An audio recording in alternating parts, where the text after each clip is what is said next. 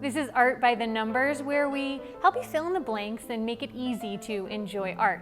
We're here at the Denver Art Museum with Timothy Standring. And Timothy, why did you pick this particular painting to have us talk about? Why not? I mean, I think it's one of the most interesting discoveries of the Denver Art Museum. I discovered this in the basement of all places. It was my OMG moment. Oh my God, you know, what are we doing with this? And what had happened is through some paperwork, it ended up in another department, and I finally discovered it and did research about it and found out that this was unrecorded in the catalogs of Canaletto. Canaletto is an 18th century Venetian painter. And what you're looking at is the Piazza di San Marco from the Bacino outside, and you'll see all these tiny figures milling about. So basically what we're looking at is an 18th century postcard.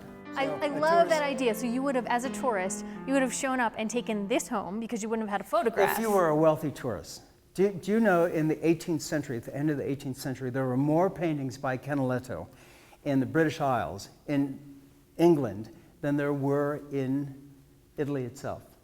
So that if you wanted to show everybody where you went, and you would have paintings of Rome, you would have paintings of Venice, and here we've got the meeting ground between the eastern part of the Mediterranean world and the west. And Timothy, as I understand, there's an interesting connection between this painting and Denver.